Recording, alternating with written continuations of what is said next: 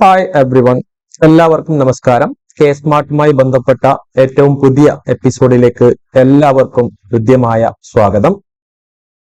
നമുക്കറിയാം, കേരളത്തിലുടനീളം ഗ്രാമപഞ്ചായത്തുകളിലും അതുപോലെ മുനിസിപ്പാലിറ്റികളിലേക്കും ഒക്കെയുള്ള അപേക്ഷകൾ കെ സ്മാർട്ട് എന്ന പുതിയൊരു സോഫ്റ്റ്വെയറിലൂടെയാണ് ഇപ്പോൾ അപേക്ഷ സമർപ്പിക്കേണ്ടത്. എല്ലാ പഞ്ചായത്തുകളിലും മുനിസിപ്പാലിറ്റികളിലും ഒക്കെയുമായിട്ട് കെ സ്മാർട്ട് എന്ന പുതിയൊരു സോഫ്റ്റ്വെയർ വിന്യസിച്ചിരിക്കുകയാണ്. കെ സ്മാർട്ട് ഉപയോഗിച്ച് എങ്ങനെയാണ് അപേക്ഷ സമർപ്പിക്കേണ്ടത്, നമ്മുടെ മൊബൈൽ ഫോണിൽ എങ്ങനെയാണ് കെ സ്മാർട്ട് രജിസ്റ്റർ ചെയ്യേണ്ടത്, അതുപോലെ തന്നെ ബിൽഡിംഗ് സർട്ടിഫിക്കറ്റിന് എങ്ങനെയാണ് അപേക്ഷ നൽകേണ്ടത് എന്നീ കാര്യങ്ങളാണ് ഈ വീഡിയോയിൽ ഉൾപ്പെടുത്തിയിരിക്കുന്നത്. നിങ്ങൾ ആദ്യമായിട്ടാണ് ഈ ചാനൽ വിസിറ്റ് ചെയ്യുന്നതെങ്കിൽ ചാനൽ സബ്സ്ക്രൈബ് ചെയ്യുക. അതോടൊപ്പം തന്നെ നിങ്ങളുടെ സുഹൃത്തുക്കൾക്കും കൂടി ഷെയർ ചെയ്ത് നൽകുക. ആദ്യമേ തന്നെ മൊബൈൽ ആപ്ലിക്കേഷൻ ഉപയോഗിച്ചുകൊണ്ട് എങ്ങനെയാണ് ഇത് ഇൻസ്റ്റാൾ ചെയ്യുന്നത് എന്ന് നോക്കാം. അതിനായിട്ട് നമ്മൾ പ്ലേ സ്റ്റോർ ഓപ്പൺ ചെയ്യുക. പ്ലേ സ്റ്റോർ ഓപ്പൺ ചെയ്ത് കഴിഞ്ഞാൽ ജസ്റ്റ് കെ സ്മാർട്ട് എന്ന് ടൈപ്പ് ചെയ്ത് കഴിഞ്ഞാൽ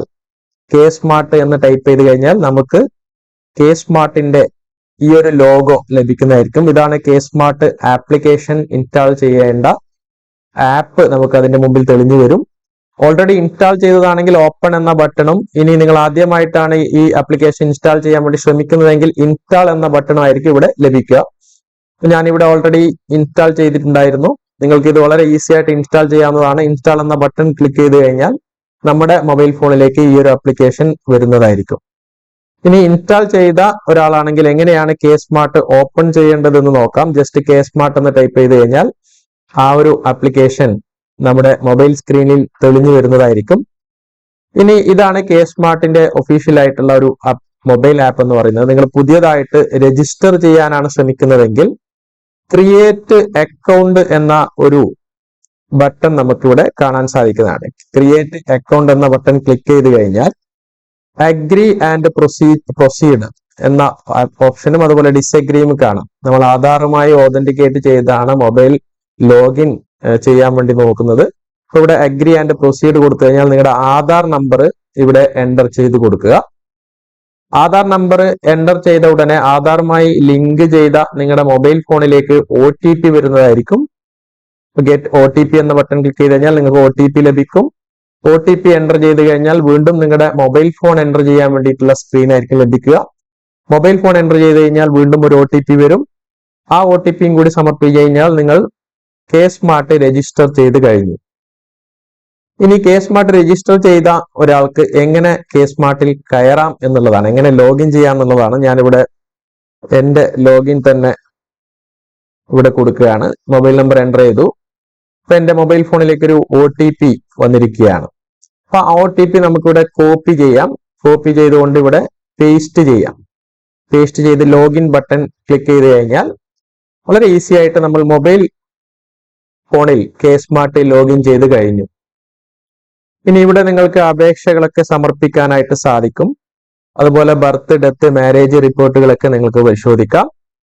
ഞാൻ ഇവിടെ പറയാൻ പോകുന്നത് എങ്ങനെയാണ് നിങ്ങളുടെ ബിൽഡിംഗ് ലിങ്ക് ചെയ്യുക എന്നുള്ളതാണ്. ബിൽഡിംഗ് ലിങ്ക് ചെയ്യുക എന്നുള്ളതാണ് ആദ്യത്തെ സ്റ്റെപ്പ്. ബിൽഡിങ്ങുമായി ബന്ധപ്പെട്ട ഏത് പഞ്ചായത്തോ അല്ലെങ്കിൽ മുനിസിപ്പാലിറ്റിയോ ഏത് സർവീസും നിങ്ങൾ നടത്തുന്നുണ്ടെങ്കിൽ ആദ്യമേ തന്നെ ബിൽഡിംഗ് ലിങ്ക് ചെയ്യുക എന്നുള്ളതാണ്.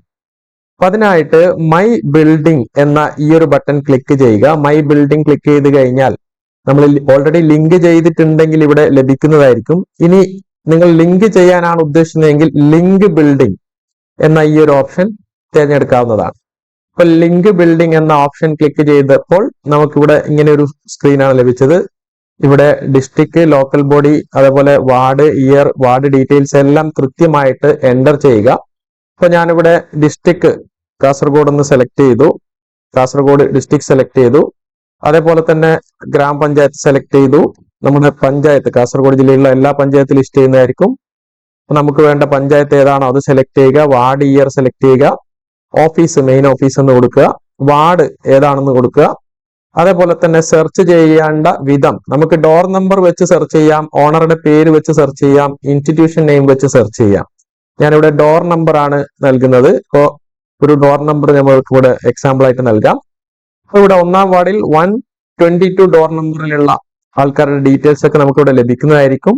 അപ്പൊ നമുക്ക് വേണ്ടത് ഏതാണോ അത് ഓപ്പൺ ചെയ്യുക അല്ലെങ്കിൽ അത് വ്യൂ ചെയ്യുക.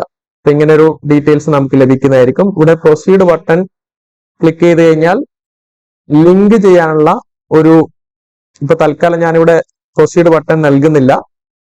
നമുക്ക് ലിങ്ക് ചെയ്യാനുള്ള ഒരു റിക്വസ്റ്റ് നമ്മുടെ പഞ്ചായത്തിലോട്ട് പോകുന്നതായിരിക്കും. ഇത്തരത്തിൽ നമുക്ക് നമ്മുടെ സ്വന്തം ബിൽഡിംഗ് സ്വന്തം ഓണറുടെ ലോഗിനിൽ തന്നെ നമുക്ക് ലിങ്ക് ചെയ്യാവുന്നതാണ്. ഇനി ഈ കെ-സ്മാർട്ട് എന്ന് പറയുന്ന ആപ്ലിക്കേഷൻ എങ്ങനെയാണ് വെബ് പേജിൽ ഓപ്പൺ ചെയ്യുക എന്നുള്ളതാണ് ഇനി പറയാൻ പോകുന്നത്. അതിനായിട്ട് ksmart.lstkerala.gov.in എന്ന ഈ ഒരു വെബ്സൈറ്റിലൂടെ നമുക്ക് വളരെ എളുപ്പം ലോഗിൻ ചെയ്യാവുന്നതാണ്. ഈ ഒരു വെബ്സൈറ്റിന്റെ ഏറ്റവും ടോപ്പിൽ വലതുവശത്തായിട്ട് രജിസ്റ്റർ ലോഗിൻ എന്ന ബട്ടൺ കാണാവുന്നതാണ്. നേരത്തെ മൊബൈൽ ആപ്ലിക്കേഷനിൽ കാണിച്ച അതേ മെത്തേഡ് തന്നെയാണ്. രജിസ്റ്റർ ചെയ്യാനാണ് നിങ്ങൾ ഉദ്ദേശിക്കുന്നതെങ്കിൽ രജിസ്റ്റർ ബട്ടൺ ഇവിടെ ക്ലിക്ക് ചെയ്യുക. രജിസ്റ്റർ ബട്ടൺ ക്ലിക്ക് ചെയ്യുമ്പോൾ 3 ഓപ്ഷൻസ് ആയിരിക്കും നമുക്ക് ലഭിക്കുക. Institution registration, citizen registration, licensee registration. നമ്മളിവിടെ സിറ്റിസൺ രജിസ്ട്രേഷൻ ആണ് നടത്താൻ പോകുന്നത്. പൊതുജനങ്ങൾക്കുള്ള അപേക്ഷകളൊക്കെ സിറ്റിസൺ രജിസ്ട്രേഷനിലൂടെയാണ് ചെയ്യേണ്ടത്.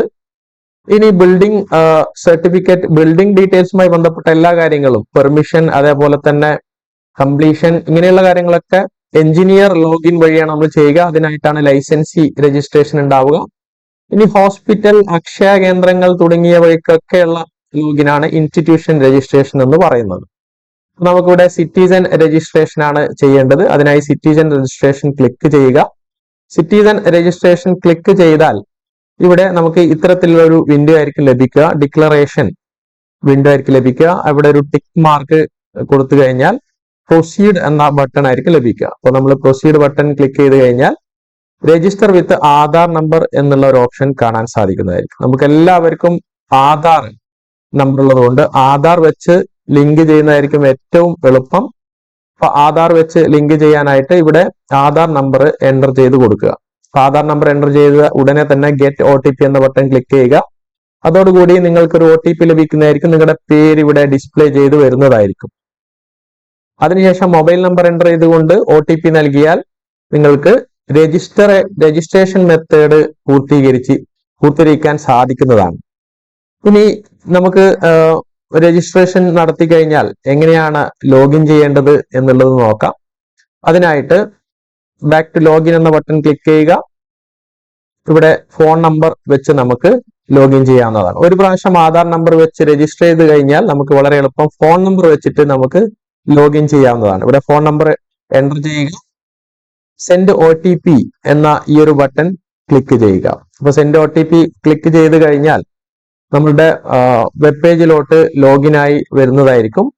അപ്പൊ അതിനായിട്ട് ഇവിടെ ലോഗിൻ ചെയ്ത ഒരു പേജ് നമ്മുടെ മുമ്പിലുണ്ട്.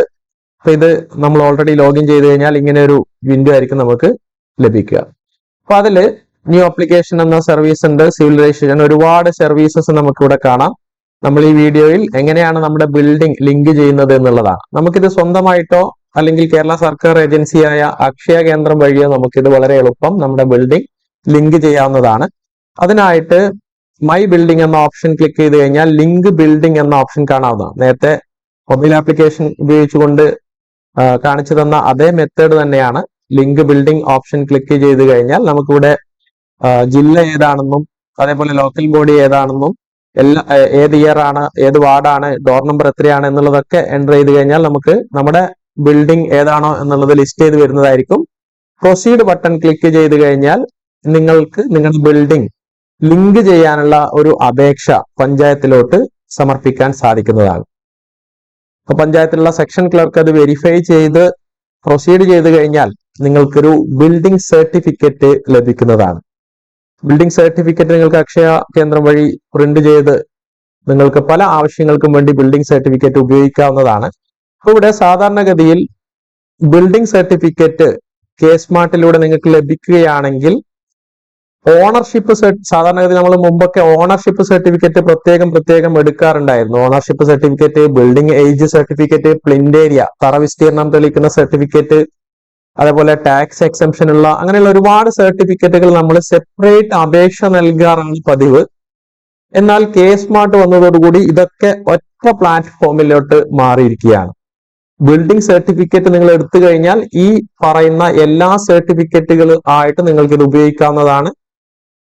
സാധാരണ ഇതിൽ ഓണർഷിപ്പ് സർട്ടിഫിക്കറ്റ്, KSEB കണക്ഷന് വേണ്ടിയിട്ടും റേഷൻ കാർഡ്, പുതിയ റേഷൻ കാർഡിന് അപേക്ഷ നൽകാനായിട്ടൊക്കെ നമുക്ക് plinth area certificate, ownership certificate ഒക്കെ നമുക്ക് ആവശ്യമായിട്ട് വരുന്നുണ്ടായിരുന്നു.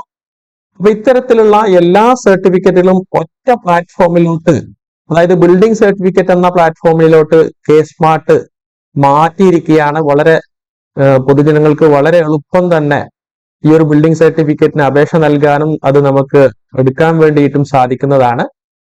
ഉദാഹരണത്തിന് ഇവിടെ ബിൽഡിംഗ് സർട്ടിഫിക്കറ്റ് എങ്ങനെയാണ് ഉണ്ടാവുക എന്ന് നമുക്ക് നോക്കാം.